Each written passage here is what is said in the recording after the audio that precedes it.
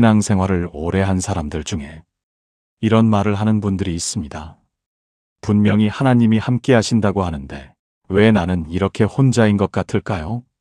이 질문, 혹시 여러분도 한 번쯤 해보신 적 있으신가요? 사실 이 질문은 믿음이 없어서 나오는 게 아닙니다. 오히려 말씀을 진지하게 붙잡을수록 현실과의 거리가 더 선명하게 느껴지기 때문에 나오는 질문입니다. 교회를 오래 다녔고 성경을 꾸준히 읽었고 예배도 빠지지 않았는데 어느 날 새벽 불을 끄고 눕는 순간 말할 수 없는 고독이 스며들어오는 경험을 해본 분이 계실 겁니다. 아무것도 잘못된 것 같지 않은데 그 고요한 어둠 속에서 하나님의 존재가 어디에도 감지되지 않을 때 그 사람은 스스로를 이렇게 판단합니다. 내 믿음이 아직 부족한가 봐. 기도가 부족했나 봐. 내가 뭔가 잘못한 거겠지. 그런데 오늘 저는 그 판단이 처음부터 잘못된 방향을 향하고 있을 수 있다는 이야기를 드리려 합니다. 마태복음 28장 20절. 내가 세상 끝날까지 너희와 항상 함께 있으리라. 이 말씀은 우리가 수없이 들어왔습니다. 고난의 자리에서 위로로, 힘든 날에 붙잡는 구절로, 성경 책갈피에 적힌 문장으로. 그런데 이 말씀을 그토록 많이 들어온 사람들이 왜 여전히 혼자라는 감각 앞에서 흔들리는 걸까요? 위로가 되는 구절인데 왜 그 위로는 다음 날 아침이면 또 사라지는 걸까요? 오늘 저는 그 구조를 들여다보려 합니다. 이 말씀의 문제가 아닙니다. 이 약속이 부족한 게 아닙니다. 우리가 이 말씀을 소비하는 방식, 그리고 함께 있다는 것을 어떻게 이해해 왔는지 그 지점에서 무언가 중요한 것이 빠져 있을 수 있습니다. 이 영상은 위로를 드리기 위해 만든 영상이 아닙니다. 위로는 이미 충분히 들어오셨을 겁니다. 오늘은 그 위로가 왜 뿌리를 내리지 못하는지 그 이유를 같이 생각해보는 시간입니다. 혼자라는 감각이 사라지지 않는 신앙인에게, 말씀은 알지만 경험이 뒤따르지 않는 분들에게 오늘 이 이야기가 작은 실마리가 되기를 바랍니다. 신앙인이 외로움을 느끼는 것은 믿음의 결함이 아니라 우리가 함께 있다는 말의 의미를 지나치게 감각적으로만 이해해온 데서 생기는 구조적 결과입니다. 우리가 누군가와 함께 있다고 느낄 때 그것은 대부분 감각적 신호를 통해서입니다.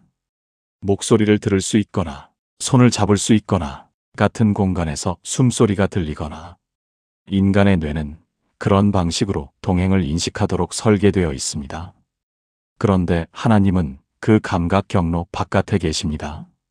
그렇다면 신앙인이 고독을 느끼는 것은 하나님이 계시지 않아서가 아니라 인간의 감각 구조 자체가 그 동행을 포착하지 못하도록 되어 있기 때문입니다. 이것은 신앙의 실패가 아니라 인간 존재의 구조적 한계입니다.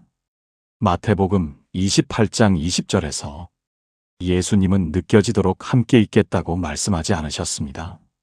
함께 있으리라는 말씀은 존재의 선언이지 감각의 보장이 아닙니다.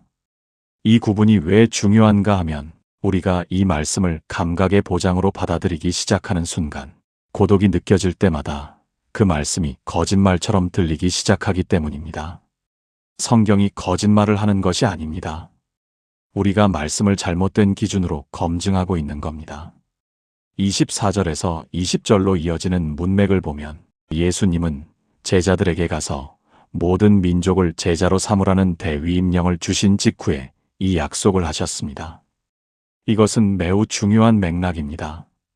이 동행의 약속은 안전한 장소에 앉아있는 사람에게 주어진 것이 아니라 낯선 곳으로 걸어 들어가야 하는 사람들에게 주어진 것이었습니다. 예수님이 없어진 뒤 남겨진 11명의 제자들. 그들이 느꼈을 공허함과 두려움을 우리는 충분히 상상하기 어렵습니다. 3년간 함께 먹고, 함께 걷고, 함께 잠들었던 그분이 더 이상 눈앞에 없는 상황. 그 자리에서 항상 함께 있으리라는 말씀을 들었을 때 그들은 그것이 어떤 방식의 동행인지 아직 몰랐을 겁니다. 우리도 마찬가지입니다. 이 말씀이 약속하는 동행이 어떤 방식인지를 이해하지 못한 채 그 동행을 감각으로만 측정하려 하면 우리는 영원히 그 약속이 이루어지고 있는지 알 수 없습니다. 서울에서 작은 교회를 섬기는 한 집사님의 이야기를 들은 적이 있습니다. 남편과 사별한 지 3년이 지난 분이었는데 그분은 매주 예배를 드리면서도 이런 말씀을 하셨다고 합니다. 하나님이 함께 하신다는 말, 저도 믿어요. 근데 새벽 2시에 남편 자리가 비어 있을 때 그 자리에 하나님이 계신다는 게 도무지 느껴지지 않아요. 그분의 믿음이 약해서가 아니었습니다. 그분은 오히려 말씀을 붙잡기 위해 누구보다 애를 쓰고 있었습니다. 문제는 그분이 동행을 남편이 옆에 있던 방식과 동일한 방식으로 기대했다는 것입니다. 동행의 방식이 다를 수 있다는 것, 감각이 포착하지 못하는 방식으로도 함께하심이 실제할 수 있다는 것, 그 이해가 열리기 전까지 그분의 고독은 믿음의 증거가 아니라 믿음의 실패로 느껴졌을 겁니다. 지금 이 순간 당신이 느끼는 고독이 믿음의 부족함이 아니라 동행의 방식에 대한 이해의 간극에서 온 것일 수 있다면 그 가능성을 한번 진지하게 열어보시겠습니까? 이 질문을 붙잡고 다음 이야기로 넘어가겠습니다. 우리가 고독을 느낄 때 하나님은 정말 어디에 계신 걸까요? 고독은 단순히 불편한 감정이 아니라 때로 우리가 스스로를 가장 정직하게 마주하게 되는 유일한 공간이기도 합니다. 신앙의 언어 안에서 고독은 오랫동안 부정적으로 다루어져 왔습니다. 외로우시면 기도하세요. 혼자라고 느껴지면 말씀을 붙잡으세요. 그런 감정은 믿음이 흔들리는 신호예요. 이런 말들이 틀린 건 아닙니다. 그러나 이 말들이 고독을 서둘러 없애야 할 것으로만 취급할 때 우리는 고독이 열어줄 수 있는 문을 닫아버리게 됩니다. 시편 22편 첫 구절을 기억하시나요? 내 하나님이여, 내 하나님이여, 어찌 나를 버리셨나이까. 이 구절은 다윗이 쓴 것이기도 하지만 훗날 예수님이 십자가 위에서 직접 외치신 말씀이기도 합니다. 마태복음 27장 46절에 기록되어 있습니다. 예수님 자신이 고독을 외쳤습니다. 하나님이신 그분이 하나님께 버림받은 감각을 그대로 언어로 표현하셨습니다. 이것은 놀라운 사실입니다. 고독을 느끼는 것이 믿음의 결함이라면 십자가 위에 예수님은 어떻게 설명해야 할까요? 고독은 믿음의 반대가 아닙니다. 때로 고독은 하나님 앞에 가장 깊이 서게 되는 자리이기도 합니다. 성경 속에서 하나님의 가장 깊은 만남은 군중 속에서 일어나지 않은 경우가 많습니다. 야곱은 홀로 남은 밤에 하나님과 씨름했습니다. 모세는 광야의 산 위 혼자였을 때 하나님의 음성을 들었습니다. 엘리야는 로뎀 나무 아래 지쳐 쓰러진 자리에서 천사를 만났습니다. 군중 속에서 기쁨으로 예배하는 것도 중요합니다. 그러나 성경은 하나님의 깊은 개입이 종종 가장 고독한 자리에서 일어났음을 반복적으로 보여줍니다. 그렇다면 고독은 하나님이 자리를 비운 신호가 아니라 오히려 하나님이 특별한 방식으로 가까이 오시는 환경일 수 있습니다. 36살에 갑작스러운 퇴직을 경험한 한 형제의 이야기입니다. 회사에서 10년 넘게 일했는데 구조조정으로 하루아침에 자리를 잃게 된 겁니다. 교회에서 지체들이 위로해주고 목사님도 기도해 주셨는데 그분이 나중에 이렇게 말씀하셨답니다. 그때 가장 힘들었던 건 실직 자체가 아니었어요. 사람들이 돌아가고 나서 집에 혼자 앉아 있을 때 아무 말도 생각나지 않는 그 고요함이었어요. 그때 처음으로 내가 누군지, 내가 뭘 믿는 건지, 하나님이 나한테 진짜로 어떤 분인지를 처음으로 물어보게 됐어요. 그 형제는 그 고독의 시간이 지나고 나서 그게 내 신앙이 새로 시작된 자리였다고 고백했습니다. 고독이 그분을 파괴하지 않았습니다. 고독이 그분 안의 표면적인 신앙을 벗겨내고 진짜 질문들이 살아나는 자리를 만들어준 겁니다.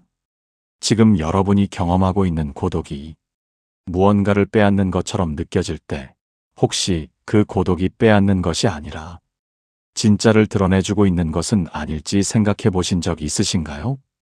고독을 서둘러 채우려 하기 전에 그 고독 안에서 하나님이 어떤 방향을 열어놓으셨는지를 잠시 들여다볼 수 있다면 어떨까요?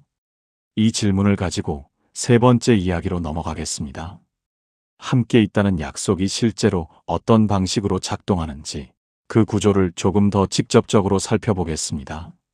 예수님의 동행은 우리가 원하는 자리에 머물러 주는 방식이 아니라 우리가 가야 할 방향으로 함께 걸어가는 방식입니다. 이것이 마태복음 28장의 문맥에서 읽어야 할 핵심입니다. 우리는 동행을 말할 때 대부분 내가 있는 곳에 와주는 것을 상상합니다. 힘든 내 자리에 함께 앉아주는 것, 슬픔의 공간에 같이 머물러 주는 것, 내 현실을 그대로 받아주는 것. 이것도 동행의 한 모습입니다. 성경은 분명히 하나님이 우는 자와 함께 우신다고 말합니다. 그러나 마태복음 28장의 동행은 그것보다 한 단계 더 나아갑니다. 가라는 명령이 먼저 나옵니다. 그리고 그 가는 길에 함께하겠다는 약속이 뒤따릅니다. 이 순서가 중요합니다. 이 말씀의 구조 안에서 동행은 현재의 자리를 지켜주는 약속이 아니라 앞으로 나아가는 사람 곁에 있겠다는 약속입니다. 이 말은 현재의 고통을 무시하라는 뜻이 아닙니다. 다만 이 약속이 가장 온전히 경험되는 자리는 안전한 곳에 앉아 감각으로 하나님을 느끼려 할 때가 아니라 두렵지만 한 걸음을 내딛는 바로 그 순간일 수 있다는 뜻입니다. 요한복음 11장에서 예수님은 죽은 나사로의 무덤 앞에 서셨습니다. 마리아가 울고 유대인들이 울고 예수님도 우셨습니다. 그리고 그분은 돌을 치우라고 하셨습니다. 함께 우는 것, 그리고 앞으로 나아가는 것. 이 두 가지는 순서가 있었습니다. 동행은 멈춤과 움직임을 모두 포함합니다. 그러나 우리가 멈춤에만 머물 때 동행의 경험은 반쪽이 됩니다. 30대 초반의 한 자매님 이야기를 나눠도 될까요? 그분은 5년 가까이 우울증과 싸워온 분이었습니다. 신앙생활도 했고 상담도 받았고 약도 복용했습니다. 어느 날 그분이 이런 말을 했습니다. 하나님이 함께 하신다는 말, 저는 믿어요. 근데 그게 실감나지가 않아요. 제가 기도해도 아무것도 느껴지지 않거든요. 그분과 대화를 나누다 보니 그분은 하나님의 동행을 주로 예배와 기도의 감각 안에서만 찾고 있었습니다. 그래서 이런 질문을 드렸습니다. 오늘 하루 중에서 가장 두렵지만 하신 일이 있었나요? 잠시 생각하시더니 이렇게 말씀하셨습니다. 아침에 밥을 먹기 싫었는데 그래도 먹었어요. 그게 오늘 제가 이긴 거예요. 저는 그 자리에서 이렇게 말씀드렸습니다. 그 한 걸음이 동행의 자리였을 수 있어요. 감각이 없어도 느껴지지 않아도 그 한 걸음을 뗄 수 있게 된 것, 그것이 혼자였다고 단언할 수 없다는 것. 그분은 한참 조용히 계시다가 조금 다른 눈빛으로 고개를 끄덕이셨습니다. 하나님의 동행이 항상 감동적으로 느껴지지 않는다는 것, 때로는 밥 한 숟가락, 전화 한 통, 현관문 한 번 여는 것 안에 그 동행이 이미 작동하고 있을 수 있다는 것. 오늘 당신이 두렵지만 내디딘 가장 작은 한 걸음은 무엇이었나요? 그리고 그 자리에서 당신이 완전히 혼자였다고 확신할 수 있나요? 이 물음을 가지고 이제 네 번째 이야기로 넘어가겠습니다. 우리는 종종 하나님의 동행을 조건부로 받아들입니다. 내가 잘하고 있을 때, 기도를 열심히 할 때, 말씀대로 살 때 함께 하신다는 방식으로. 그러나 마태복음 28장 20절의 약속에는 어떤 조건도 붙어 있지 않습니다. 본문을 다시 천천히 읽어봅니다. 마태복음 28장 20절. 내가 세상 끝날까지 너희와 항상 함께 있으리라. 이 문장에는 내가 잘할 때, 내가 믿음이 충분할 때, 내가 죄를 짓지 않을 때 라는 단서가 없습니다. 이것은 문법적 사실입니다. 그리고 이 문법적 사실이 신학적으로 매우 중요한 이유가 있습니다. 이 약속을 받은 제자들이 어떤 사람들인지를 기억해야 합니다. 베드로는 예수님을 3번 부인했습니다. 도마는 부활을 의심했습니다. 28장 직전까지 10명의 제자들은 두려움으로 도망쳤습니다. 그런 사람들에게 예수님은 이 약속을 주셨습니다. 이것이 의미하는 바는 분명합니다. 이 동행은 성과에 대한 보상이 아닙니다. 이 동행은 존재에 대한 선언입니다. 그렇다면 우리가 실패한 날, 기도를 빠뜨린 날, 같은 죄를 또 반복한 날에도 이 약속은 철회되지 않는 겁니다. 우리가 가장 약한 자리에서도 그 동행이 끊기지 않는다는 것. 이것이 이 말씀의 무게입니다. 40대 중반의 한 집사님이 계셨습니다. 그분은 신앙생활을 20년 넘게 하셨는데 몇 년 전부터 사업이 크게 어려워지면서 예배 출석도 불규칙해지고 기도도 점점 멀어지셨습니다. 그분이 어느 날 이런 말씀을 하셨습니다. 저 같은 사람한테 하나님이 함께 하신다는 말이 맞는 말인지 모르겠어요. 저 요즘 하나님 얼굴 보기 민망해서 기도도 잘 못하고 있거든요. 이 말씀을 들으면서 저는 이분이 무의식 중에 하나님의 동행을 조건부 계약처럼 이해하고 계신다는 걸 느꼈습니다. 내가 잘 이행하는 동안만 유효한 계약. 내가 이행을 못하면 상대방도 의무를 다하지 않아도 되는 계약. 그런데 성경이 보여주는 하나님의 동행은 그런 방식의 계약이 아닙니다. 탕자의 아버지는 탕자가 돌아오기도 전에 먼 발치에서 뛰어나갔습니다. 탕자가 뭔가를 회복한 뒤에 만난 게 아니라 돼지우리에서 막 나온 냄새나고 초라한 그 모습 그대로를 향해 아버지가 먼저 달려간 겁니다. 그분께 이 이야기를 나눴을 때 그분은 한참 말이 없으셨습니다. 그러다 이렇게 말씀하셨습니다. 그러면 지금 이 자리에서도 하나님이 저를 포기한 게 아닐 수도 있겠네요. 네, 포기하지 않으셨습니다. 조건이 충족되지 않아도 이 약속은 살아있습니다. 지금 당신이 스스로 하나님 앞에 나오기 민망하다고 느끼는 이유가 있다면 그 이유가 하나님의 동행을 끊어놓을 만큼 크다고 생각하시나요? 이 질문을 들고 이제 5번째 이야기로 넘어가겠습니다. 항상이라는 단어는 예외를 인정하지 않습니다. 그런데 우리는 항상이라는 말을 들으면서도 자신도 모르게 그 안에 예외를 만들어 넣습니다. 이것이 우리 신앙의 오래된 습관 중 하나입니다. 우리가 항상이라는 말을 받아들이기 어려운 이유는 인간의 경험 안에서 항상이란 말이 성립하지 않기 때문입니다. 인간 관계에서 항상이란 없습니다. 가장 가까운 사람도 어느 순간은 자리를 비웁니다.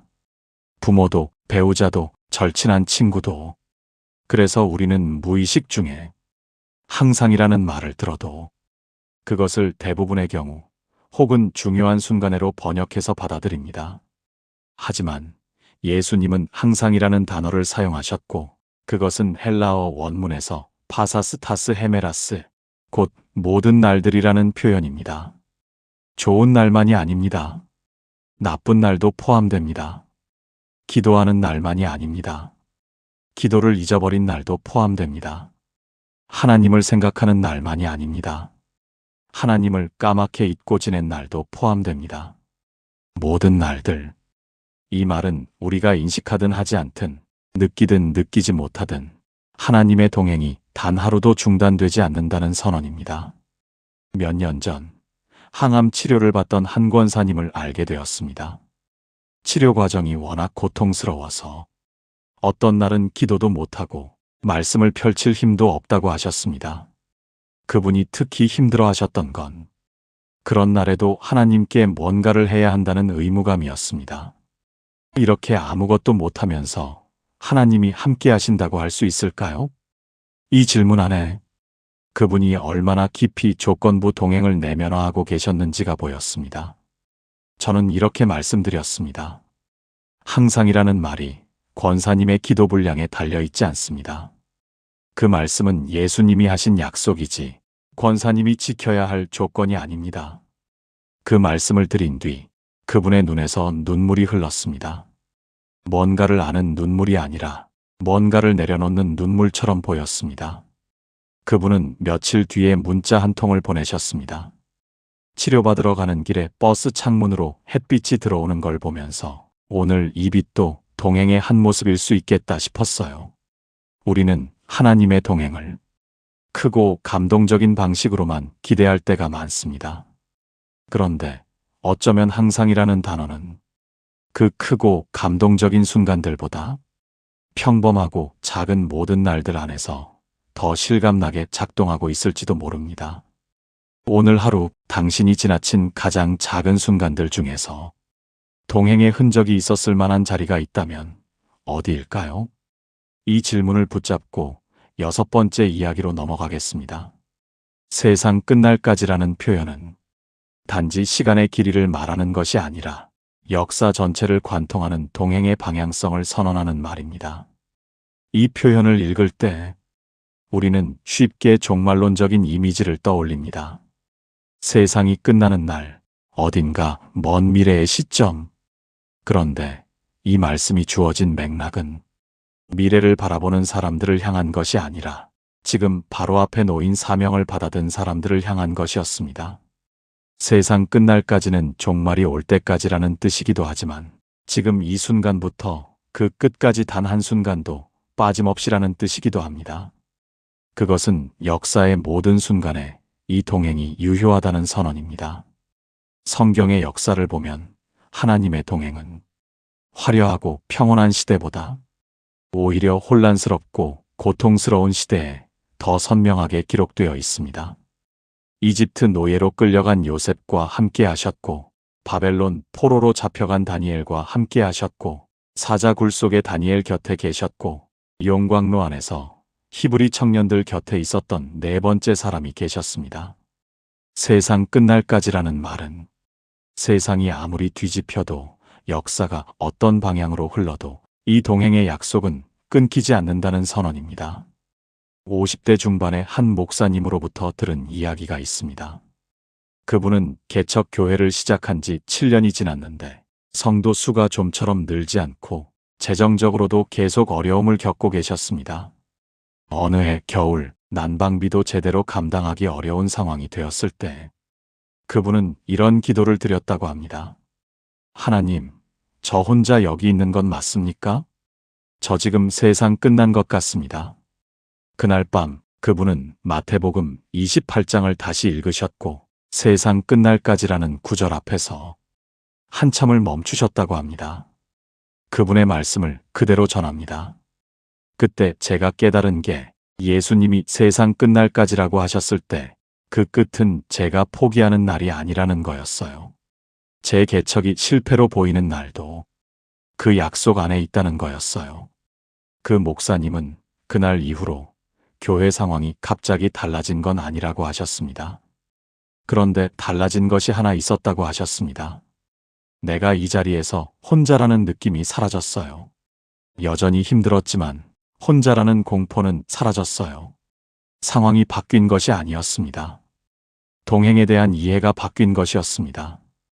지금 당신이 서 있는 자리가 세상이 끝난 것처럼 느껴지는 순간이라면 그 자리도 세상 끝날까지라는 약속 안에 포함되어 있다고 생각해 보신 적 있으신가요? 이제 마지막 7번째 이야기로 넘어가겠습니다.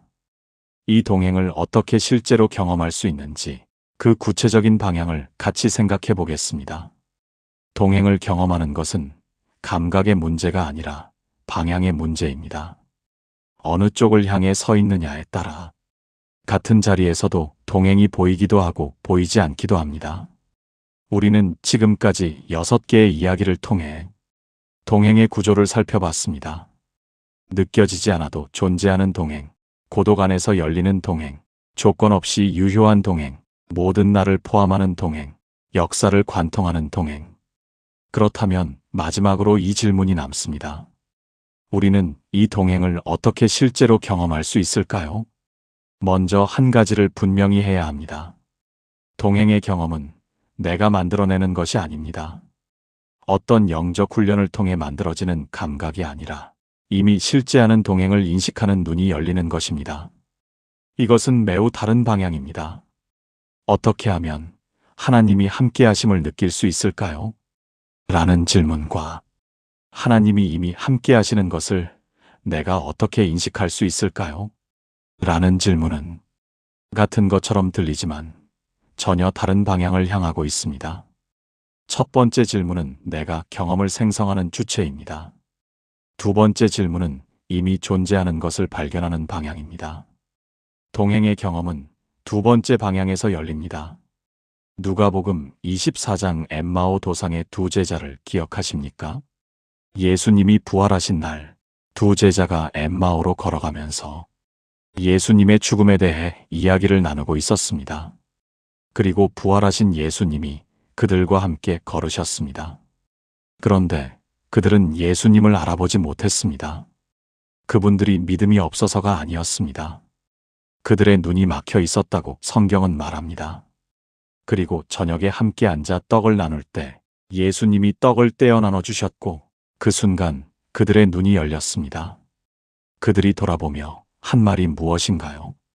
길에서 우리에게 말씀하시고 우리에게 성경을 풀어주실 때 우리 속에서 마음이 뜨겁지 아니하더냐? 그들은 이미 동행하고 계신 예수님과 함께 걷고 있었습니다. 그런데 눈이 막혀 있었기 때문에 인식하지 못한 것입니다. 그리고 눈이 열린 순간 그들은 과거를 돌아보며 그 동행이 이미 거기 있었음을 발견했습니다. 이 이야기가 우리에게 말해주는 것은 동행을 경험하지 못한다는 것이 동행이 없다는 뜻이 아닐 수 있다는 것입니다. 눈이 막혀 있을 뿐 동행은 이미 그 길 위에 있었습니다. 그렇다면 우리에게 필요한 것은 더 열심히 기도해서 감각을 만들어내는 것이 아니라 이미 있는 동행을 인식하는 눈이 열리는 것일 수 있습니다. 그리고 그 눈은 내가 노력해서 뜨는 것이 아니라 말씀이 마음속에서 뜨겁게 작동할 때 열린다는 것을 이 이야기는 보여줍니다. 20대 후반의 한 청년과 나눈 대화가 기억납니다. 그 청년은 신앙이 있었지만 늘 하나님이 제 삶에 정말 개입하고 계신가요? 라는 의심을 가지고 있었습니다. 어느 날 그 청년이 이런 말을 했습니다. 저 오늘 버스에서 갑자기 눈물이 났어요. 아무 이유 없이 그냥 어제 읽었던 말씀이 생각났는데 갑자기 울컥하더니 눈물이 나더라고요. 저는 이렇게 말했습니다. 그게 감각이에요. 감각이 없다고 생각했던 그 시간 동안 말씀이 당신 안에서 조용히 작동하고 있었던 거예요. 그 청년은 잠시 생각하더니 이렇게 말했습니다.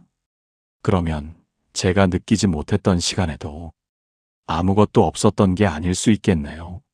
네, 아무것도 없었던 것이 아닙니다. 눈이 막혀 있었을 뿐입니다.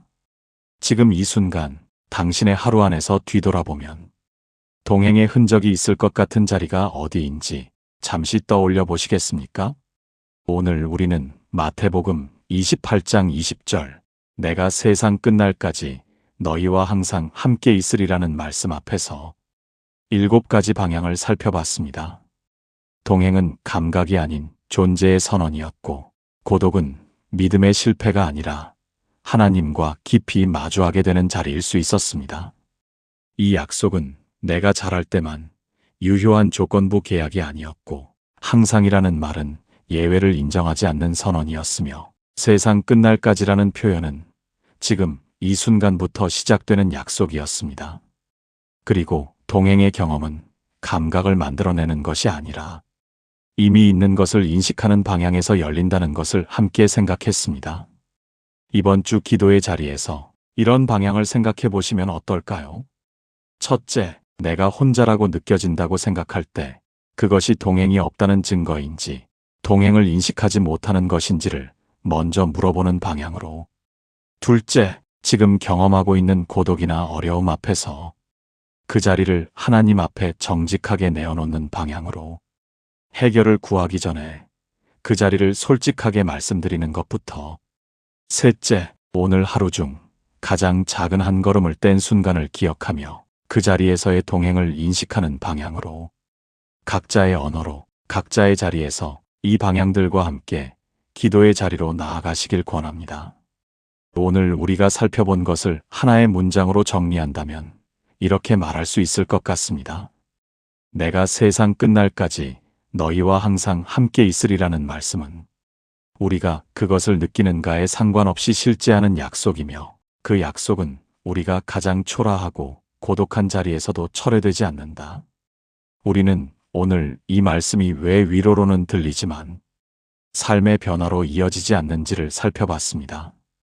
그 이유 중 하나는 우리가 이 약속을 감각으로만 검증하려 했기 때문이었습니다. 그리고 또 다른 이유는 조건부 동행을 내면화한 채 스스로 그 약속의 바깥에 서 있다고 느껴왔기 때문이었습니다. 이제 이 질문을 드리고 싶습니다. 오늘 이 이야기를 들으신 후 당신의 고독을 바라보는 시선이 아주 조금이라도 달라진 부분이 있다면 그것이 어떤 부분인가요? 그 작은 변화가 이번 주 당신의 기도 자리에서 어떤 새로운 방향을 열어줄 수 있을지 저는 궁금합니다. 이 채널에서는 말씀을 선포하는 것이 아니라 말씀 앞에서 같이 생각하는 것을 목표로 합니다. 오늘 이야기가 좋으셨다면 구독과 좋아요로 이 공간을 함께 만들어가 주세요. 댓글에 오늘 당신에게 남은 질문 하나를 남겨주시면 그 질문들이 다음 콘텐츠의 씨앗이 됩니다. 이번 한 주간 항상이라는 단어 하나를 품고 지내보시길 바랍니다. 좋은 날도 힘든 날도 아무 감각이 없는 날도 그 단어가 당신 곁에 조용히 남아있기를.